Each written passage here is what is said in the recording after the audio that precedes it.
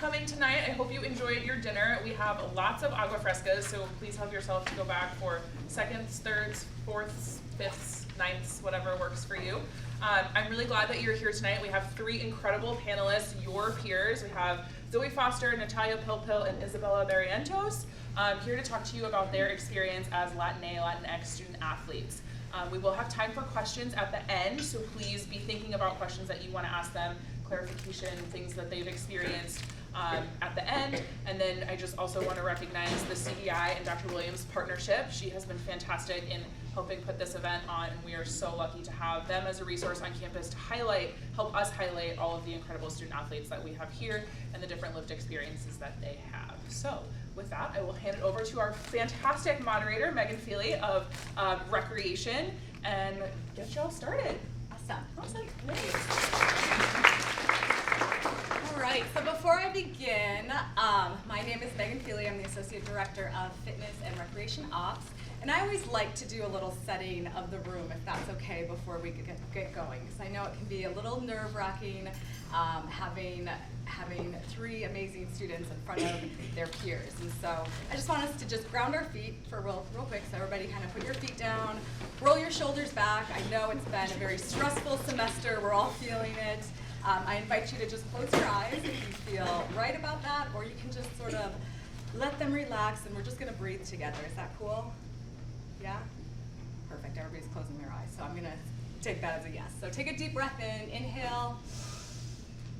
And let's exhale. Let's take a deep breath in. I want us to breathe in the energy, the good vibes. And let's just exhale anything that is maybe making us feel stressed, anything that's kind of holding us back. Let's take another deep breath in together, just that breath of learning, of being excited that we get to hear from three of our student athletes. And exhale anything that your mind is maybe kind of wandering to, and just try and be present here in this moment. Perfect. All right, go ahead and open your eyes and get back into a comfortable position. I'm just gonna let each one of our students introduce themselves, your sport, your year, and most importantly, our why WashU. So. All right, I'm Zoe Foster. I'm a junior on the women's volleyball team, and I came to WashU because I wanted the opportunity to achieve a world-class degree and compete for a national championship at the same time. WashU also happened to have the major that I was really interested in and passionate about, so I took that course, and here I am. What major was that? Cognitive neuroscience. My name is Natalia Pilpil. I play softball and I'm a junior here. My why WashU is similar to Zoe's, but in addition to that, it's the people. You guys are all very talented and fun people, so it's easy to be around you guys and be at a place like WashU. My name is Isabella Barrientos, and I am on the swim team. I'm a junior as well. And my why WashU was the people. When I was getting recruited, I really saw myself with them, and I could see myself being on this beautiful campus, because it was hot in August, but like I could see the fall and the leaves changing, and yeah. Awesome. Has fall lived up to your expectations when you first came here? I mean, coming from Texas, yes. There's like no color change at all. Awesome. Good. So let's start with Zoe, if that's okay. So what does a typical week look and feel for you as a student athlete? So a student athlete, I'm sure as all of you guys know, is incredibly busy. I mean, it's waking up for practice at 6 a.m., hitting the floor by 7, lift right afterwards, and then a busy day of classes, followed by homework. And then as we're all juniors, but applying for jobs and looking towards the future and the career after graduation is really starting to approach. And then traveling every single weekend for volleyball tournaments everywhere. Like this weekend we're going to Boston, so that'll be really exciting.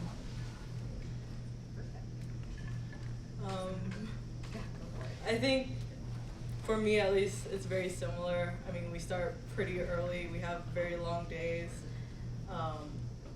I guess focusing on like what it feels like, I guess that's more of like the stress, but like everyone feels that, right? And then I'm far from home, so feeling like homesick, far from family and friends and stuff like that. So yeah. Yeah, it's like a brutal schedule. We have doubles a lot, like twice a week, and then Saturday practices are always killer because we do like off the block stuff. But I also do like outside of swim, which is with THO, the hidden opponent, and some people are here, and it's fun to work with them and like connect with you guys through that. And also just finding time for myself. I think I've prioritized that this year with like team functions that we do or just movie nights with friends. So may I ask the audience, how many first years do we have here? Anybody a first year? Okay. So I'm going to ask this for the first years. And this could be for any one of you. What is some of the best advice that you can give our first year students? So you all talked about how the schedule is brutal, you're getting up early, we're hitting academics hard, you're hitting your sports hard, you're trying to find time for yourself. What's the best advice that you can give our first years or even our second years that you practice in order to help balance that kind of schedule? Yeah, anybody? Okay. Yep.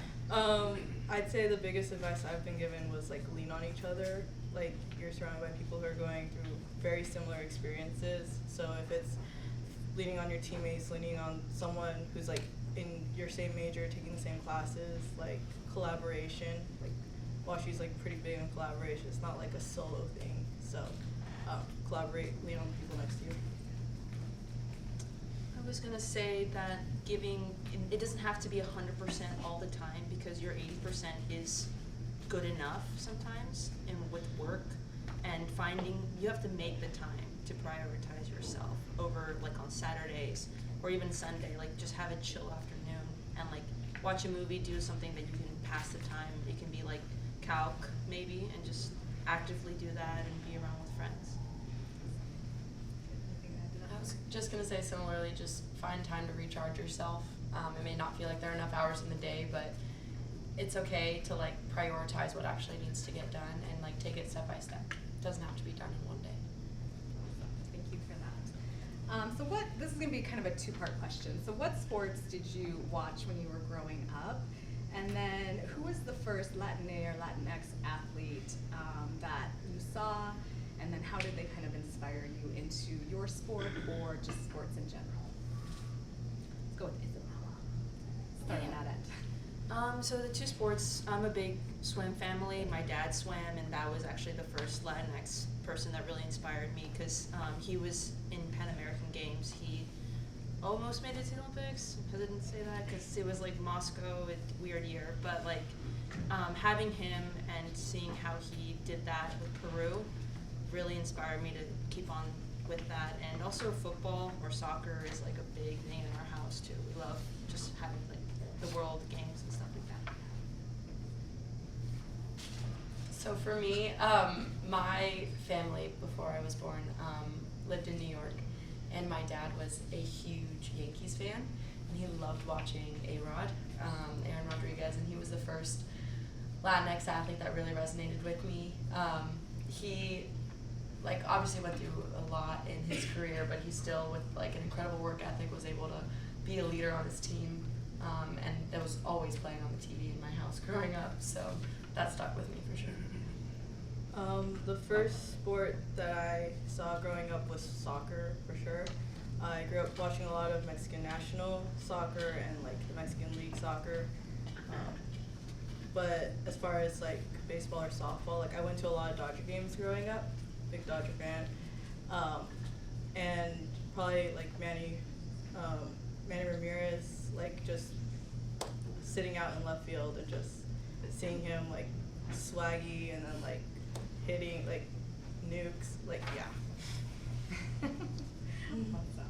So one interesting piece that we were discussing earlier before we got up here was we were talking that we don't have a lot of Latinx athletes that we've watched growing up, that our pool is very small. So I think that's really interesting. And how, with that conversation, when you think about that, how does it change the way you show up to your team and how you show up to others that may be watching you? I think think that the lack of representation really puts a weird amount of pressure to sort of perform and be that representation, that person that you didn't see on TV. I think, you know, it's amazing and an honor to be a collegiate athlete here, but that's also, I'm representing a huge community behind me, especially coming from New Mexico. I think there's so few of us that actually make it out and even make it this far. So I think it's an honor to represent that. Thank you. Honestly, you covered it. I think just getting to the NCAA level, like anybody, is amazing because it's a very small percentage of us, and then the ability to be here and do this, it puts us out there. It puts the Latinx community in a place where we can talk about. So I think that's important. Yeah. I mean, I remember like growing up and like with softball at least, like not like being told that I was gonna be too short to play or like whatever, stuff like that. So like I don't know, just like making it to this point was yeah. So you all are here, student athletes. So can you talk about maybe some of the skills that you've gained from being a student athlete, especially now that you're on your third year? I can start. Yeah. I think it's learning to like cheer on others, because sometimes we get really competitive with ourselves and wanting to like be self-motivating, but at the same time getting in this team atmosphere, like everyone wants to see your teammates do better, because once they get to that point, everyone gets elevated. And then the common factors, time management. I think I started swimming when I was 6, so I've been doing this for a really long time. And it's a long sport, early hours, late nights, so learning to balance everything. And it's also taught me discipline. I think it's much more fun to do something else sometimes besides like stretching out after a hard swim practice. So just learning the discipline that like this will benefit you in the long run. For me, I guess more prioritization. So like there's like a lot of things you can get involved in here, but like realizing that you're not going to be able to do it all. So it's okay if like I'm like a perfectionist, probably like a lot of you guys here. So it's okay if not everything is 100% perfect all the time. I think for me, it taught me accountability and adaptability, like how to change and, you know, learn what like I can give and take and how to mend myself to a situation to best suit it. I also think it taught me just camaraderie and like how to be around people and like have a sense of community with people, especially who aren't really like us. So when you were growing up and when you were a kid, and this could be in a sport but also not in a sport, were there any Latina or Latinx leaders that you really looked up to, and what qualities did they hold that you kind of aspire to? Yeah. So swimming is like a very white dominant sport. There's not a lot of representation. We have very few Olympians like Maya Dorado. I looked up to her at least with backstroke. She won Olympic gold. But besides that, like in leadership positions of like aquatic directors, there's not many. But I was lucky enough to grow up in Texas, and there's like a lot of Hispanic influence there. So I was really never alone in my team being another Hispanic. So I was lucky to have that. Yeah, that's a similar experience coming from New Mexico. Huge Hispanic influence there. And I would say one of my assistant coaches from when I was in club, she was Hispanic. Her name was Mercedes, and she was amazing and really was a role model for me, because she was that collegiate athlete at the time. She was at the University of New Mexico, and she just put in all of the grit and the hard work and was a great role model to see what it took to get to this level. So similar to these two, like I grew up in Los Angeles, so like huge Hispanic community. So I didn't really like focus much on like the different leaders that were Hispanic or whatnot. But like one that did stick out to me was like Justice Sotomayor. So like knowing that like there's like this Latina out there who's like the top of like what she does, like to me that's inspirational. So what would you say, so looking at those that inspire you, and now you being in leadership roles, like what's the one characteristic that you hope to show everybody of yourself as a leader? I think like you can have it all. It's not like only you, family, and friends. Like that's a big thing in our culture, Hispanic culture. So it doesn't have to be separate. You can find that happy balance, the happy medium with all of them. I think that answers. Yeah, that's perfect. I think for me it was the competition, like the don't underestimate me mentality. The like I'm here and I have a presence that actually matters. I like that answer. That's a great answer, yeah, thank you. So with your current sports that you're in, what made you fall in love with this sport? What gets you up at that 6 a.m.? That competition. The adrenaline that you get from like it's game day and you show up and you put all your stuff on and like going out there and competing and you can have the sense with your friends and your family supporting you, like it's a great feeling. I'd also agree, like just the competition, I love to compete, and like I also just love hitting, like yeah, like I just get to hit a ball hard for like an hour or two, like yeah, sign me up. Is there something that you're thinking about as you're hitting? Like is there No, like- is there something going through your mind like Like it could have just been like a hard day of school, like I can just come over here to the dungeon, like lock myself away and just hit a ball hard for an hour. Like, yeah. Nice, I love it. I think actually that kind of made me think like on swim, there's not much exciting staring at a black line the whole time, but like the people cheering you on, like I know like Abby, Caroline, like all of them right there. Like we all try to cheer each other. So that's nice, and like Zoe and you said, like just knowing that the work that you put in pays off because you see it at a time, and that really motivates me.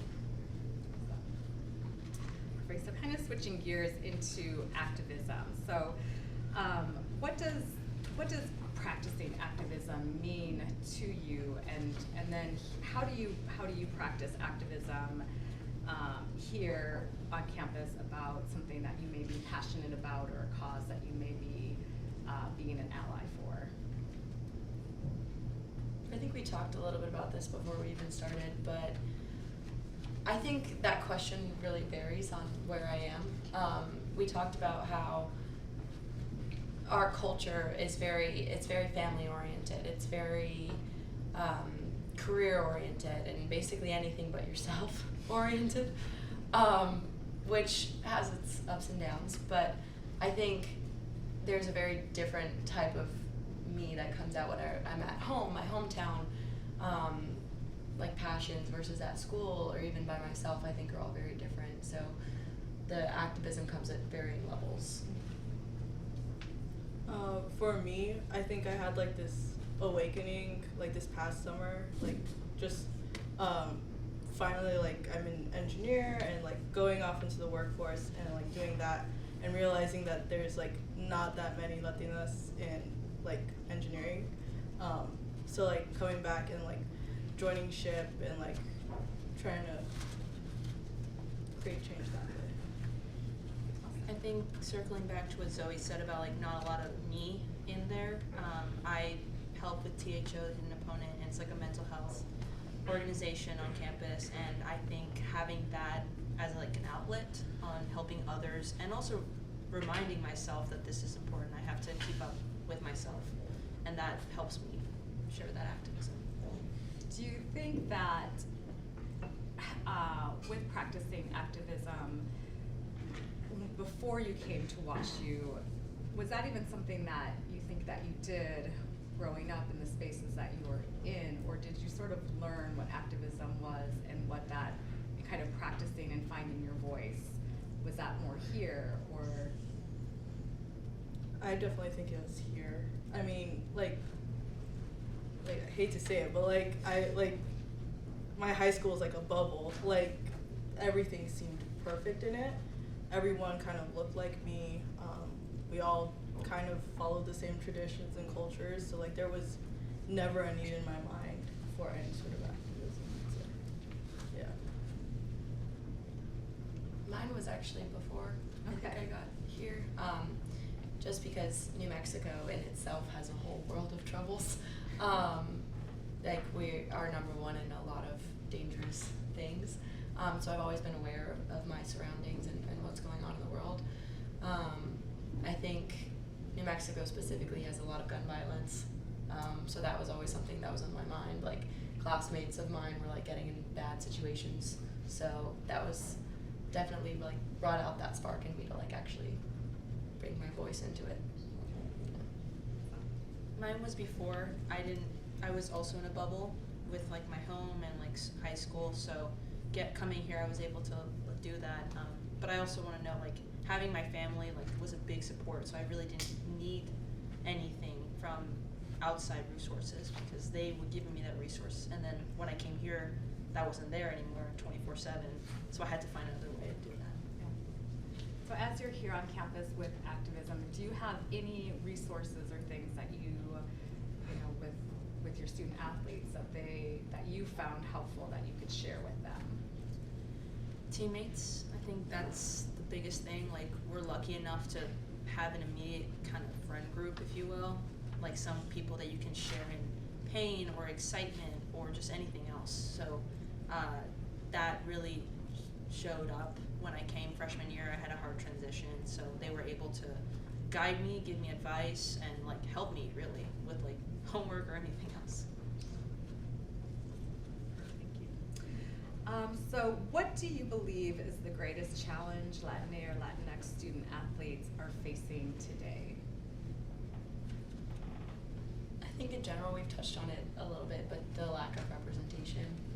I think it doesn't often cross my mind, but sometimes it does, that I look around and I'm like, oh, it's just me here, you know?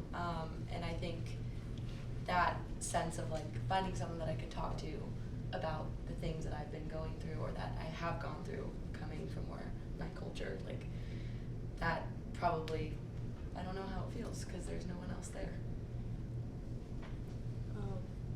For me, it kind of comes back to like what we were talking about with family, like just worrying that I'm not necessarily living up to like, I don't know, expectation, or like that all the sacrifices were for nothing. Yeah, just it was like a different variation of like pressure. Yeah. I think the sacrifices thing was a lot because like my parents immigrated here and they did the naturalization process and that took a long time for them. So having that to live up to, and they don't say it like, oh, you're doing great, like you're awesome, like coming here, you're doing this, like they don't put that pressure on me, but like I think looking back on all the years, I did put pressure on myself to get A's, get to this school. Okay, what do I do now? I had to look for a good internship. Okay, well, then after that, a job. So there's always something else. So yeah.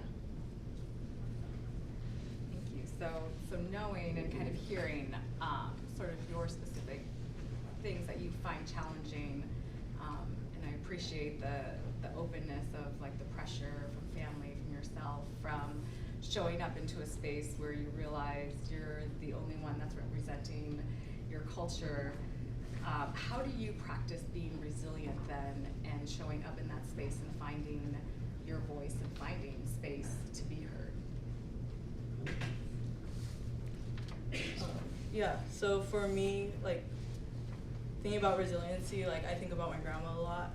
I mean, she was, like, the definition of resilience, and I grew up with, like, surrounded by her a lot, and she would always tell me, like, this little saying in Spanish, ponte las pilas. So, like, yeah, means a lot of things, and, like, some of my teammates probably have seen it, but, like, I write it in my visor, and it's just like a reminder whenever I take the field, like, you know, like work hard, like no giving up, like that type of vibe. Channeling your grandma. Yeah. Yes. I think like also while they don't put pressure, this is circling back to that, it also inspires me like that they were able to do very hard things and that makes me want to do hard things. And I'm getting comfortable again doing hard things, but I think that's like a motto now. It's okay to be uncomfortable, and doing hard things is normal. I think just a generalized approach is just having that growth mindset. I'm sure like all athletes have talked about this all of the time, but having that it's okay to have to take a step back to take 4 steps forward, and like that failure to grow ratio. Kind of have to find the balance. May I ask, so I love that. May I ask, is there anything you'd like to share that was a lesson that you had to learn, like taking 4 steps back, or what was it, taking a step back? Take 1 step back for 4 steps forward. 1 step back, 4 steps forward, yeah. I mean, the freshman year transition is rough. I'm sure everyone and the freshmen here know. I think that was a huge moment of realization for me of it's all right that I'm, didn't have the best day at practice. I can still have the best day in my classes and crush that exam that I had later today. And then eventually it all came together. I don't know when that transition happened, but it does. It gets there, don't worry. But yeah, that sort of realization that you can be, take a step back to let other things grow. Isabella and Natalia, do you have anything you want to share as far as a lesson where, you had to practice that resilience and the things you just talked about? Honestly, so I think you covered it. It might look like a step back and a negative thing, but there's so many other things you can learn from that experience. I think with practice, it's very easy to beat yourself down. This past Saturday, we had an off-the-block set, and Coach Brad, Coach Jim were looking at that, and I personally did not like how I did, and I kind of beat myself up the rest of the day, and I look back on that and I was like, that was not productive at all. I could have thought about many different things, and so far I've had a good day of practice today, and I just thought back on that bad Saturday practice, and it didn't mean anything at that point. It's over, move on to the next thing. For me, I mean, softball's a huge game of failure, so resiliency all the time, because more often than not you're failing, right? So next step back, go up there, they call it having a short-term memory loss or whatever. So yeah, resiliency in that way. Like a goldfish. We say that all the time in volleyball. It's a good saying. Awesome. And I always like to say, so taking a step back, I like to sometimes think of it like dancing. You have to step backwards when you're dancing, but you're still moving. So yes, like you said, it's not a bad thing to take a step back. So kind of talking on that, what's the biggest lesson that you've learned in your time here as a student athlete?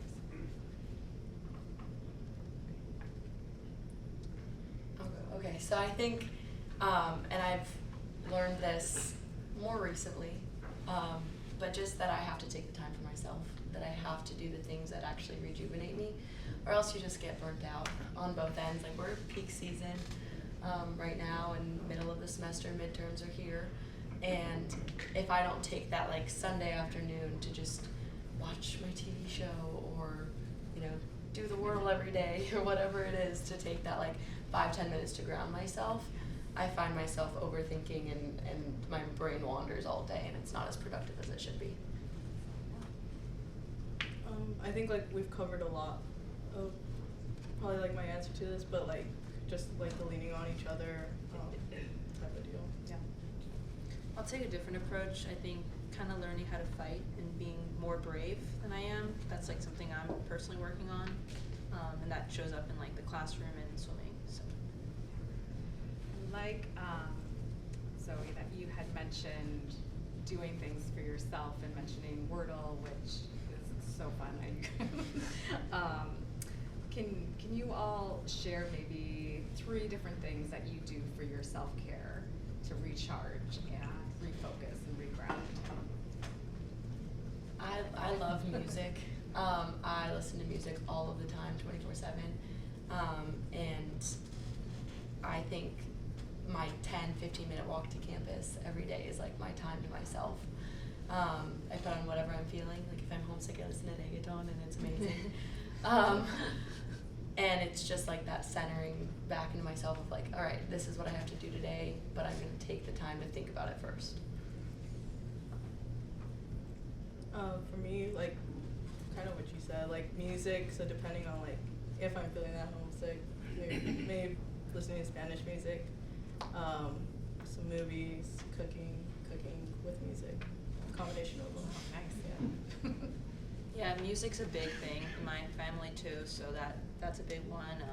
We live in the same house, so I'll just go upstairs sometimes and like come hang out and just relax for like 10 minutes with them. And I'm a big book reader, so like I do that like before I go to bed. I try. Sometimes it doesn't work out. What book are you reading right now? It's called Lady Midnight. That's a little bit on a hold situation because I have not been reading, but I'm working on it. So.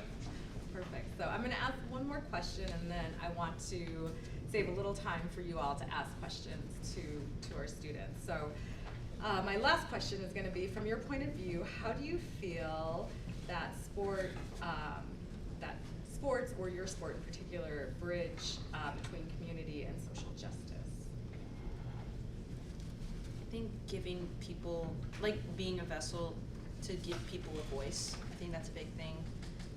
That could be linking community and activism in one, and just working on hearing and being a better listener in that way, and then advocating for those who cannot speak up. I mean, I think sports are like very unique in a way where like anything could be happening in the world, and like we'll just all stop for whatever reason. For the Olympics, like anything could be happening, and it's like, okay, but these sports, these little games that we play, they're gonna go on, so we're gonna stop everything and we're just gonna like compete for a little bit. So I think that that's like a place where people just, I don't know, let their guard down a little bit, so you're able to have that conversations amongst like just different people. I just think sports are an amazing way to bring people together, because it doesn't matter who's like on the court with you or in the pool with you or field. I have to include you. But like it doesn't matter at the end of the day. Like it just is a great unifier. It's something you have in common, something you can open that door and start that conversation with. So that's all. All right, so I want to turn it to you all. Is there anything, and we'll just kind of raise our hand and just introduce yourself and your sport to ask our panelists. I'm Emily. I'm on softball, and you mentioned reading, and you all clearly prioritize school a lot. And I'm curious because I feel like a lot of literature we read in school tends to be centered around white authors. And I'm curious if there's been any Latinx authors that have stood out to you, reading for fun, for school, anything like that. I can start with that. So I recently picked up Javier Zamora's book, Solito, where he kind of like recounts his immigration story. So like, yeah, like just reading literature that's not necessarily like for curriculum or anything like that, but just so that it's something that I can kind of like ground myself with, I find it peaceful. If I'm being honest, I do fantasy books just to escape, but like whenever they're like a Latin author, I can't really think of one right now, but that's always like a perk, because like, I don't know, it's just fun to see like your culture represented, because they'll like write something in like the text that only you resonate with, and that's always fun to see. I can't think of anything. I'm not that much of a reader. So, Any other questions? I have a question. Oh. Yeah, please. Okay, I'm curious on the chat team. So what are ways in like WashU and your teammates and like other peers can like better support you as Latinx student-athletes? Question, yeah. Oh, curious, can you repeat that a little louder? Oh. what are ways that WashU, your teammates, and other athletes can better support you as Latinx student-athletes? I think even things like this are really, like, it's, what, second annual? But it's really great to have, like, a platform and people who show up because they actually hear what I want to say. Yeah, I think like the story highlighting, I think that's coming up and that's like kind of new. If we could get like more different cultures in there, like that not only will help Latinx, but just everyone else. I think by like creating spaces like where you're comfortable to celebrate whatever culture like you're representing, because I know like that's something that like little parts or aspects you might leave behind at home. So if it's just like cooking with friends, like like when I make like food, or, like having people over, because like that's just something that like I associate with home and family, like so like yeah, just being open to the idea of like sharing that culture and having that space for that.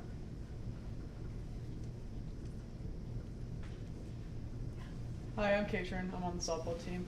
I also don't read very much, but are there any movies that you guys feel represent your culture well or resonate with you? So my mom was born and raised in Colombia, and so I really love Encanto. And the music, the soundtrack from it, I love music. I don't read, but I listen to music. And it's, you know, she's a Colombian Disney princess. I love it. It's amazing, and it's definitely a great representation. It's not my culture like Dia de los Muertos, but like I forget the name of the boy like. Coco. Thank you, sorry. It was slipping my mind. But like it's not my culture, but like I was like I don't know, I feel sometimes weird like watching like Latino movies sometimes. But I found that one to be like one that I thought was good with the music and showing like Mexican culture as like a big thing. So sorry if I stole your movie. You did kind of steal it, but yeah, no, there are that many. Can I give you a show? Yeah, of course. I'll go with El Chavo del Ocho. I think that was, yeah.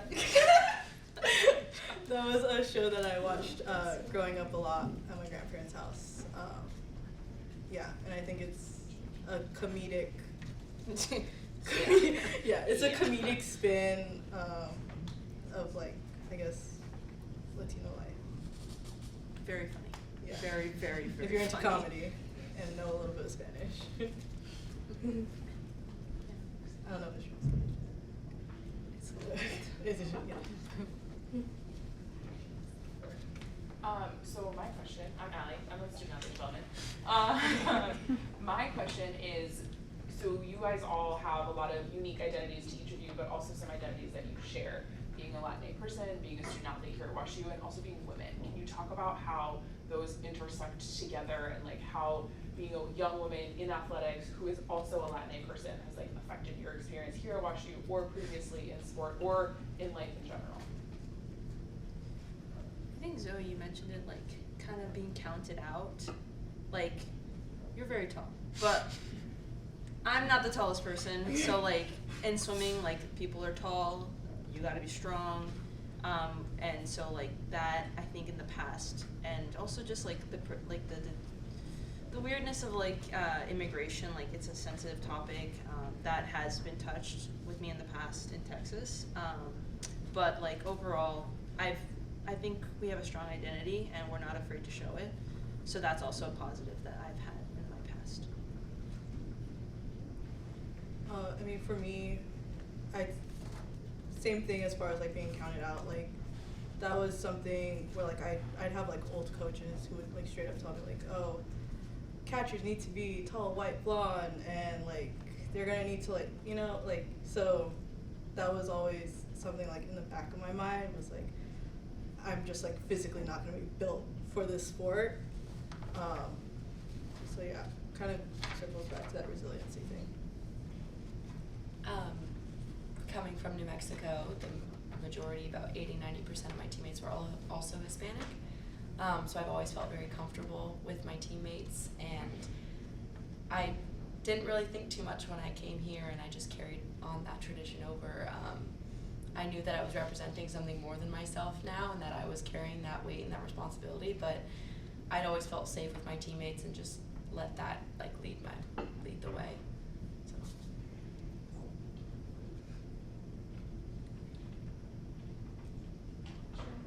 Other questions? Yeah. I'm Maya. I'm also on the track team. Who are your favorite artists that you really own? That is Me? That is You're the one who mentioned I mean, Bad Bunny.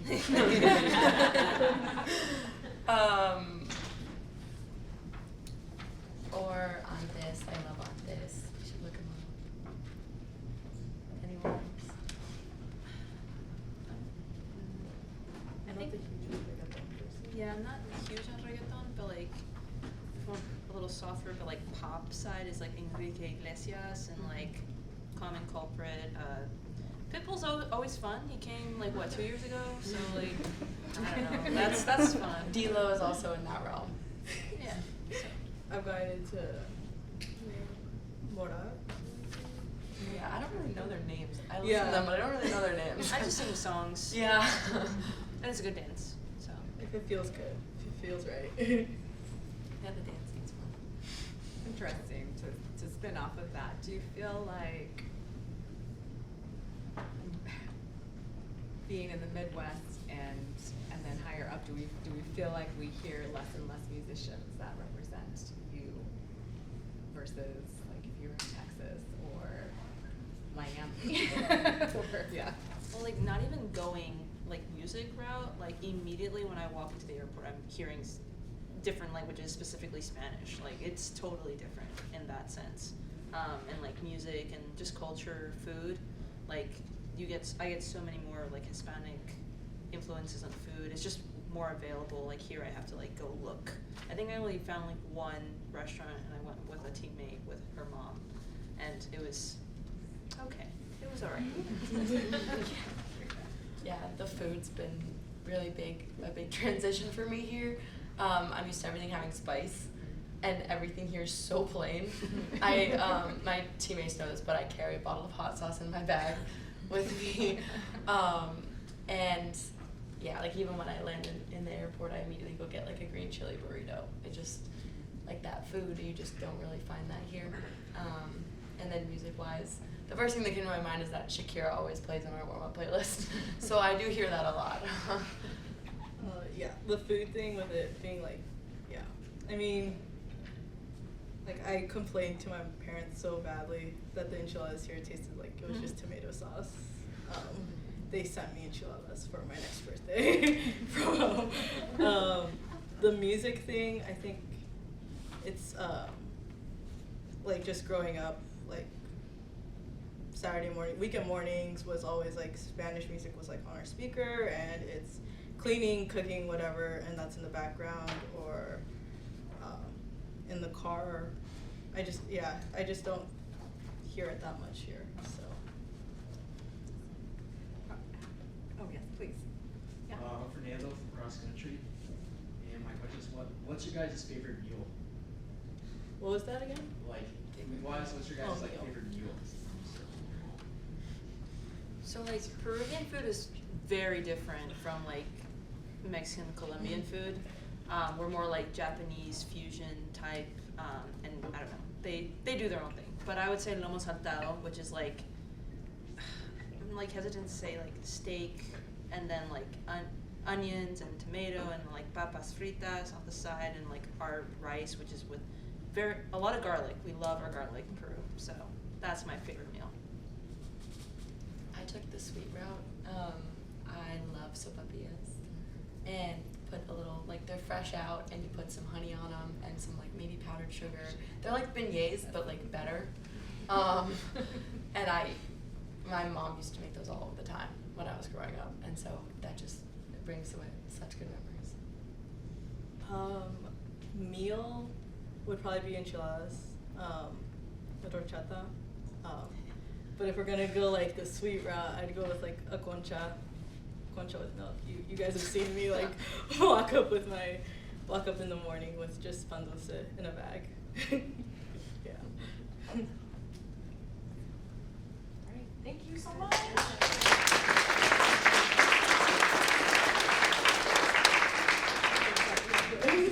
We are going to pass out some QR codes. Please scan them before you leave so that you can fill out our post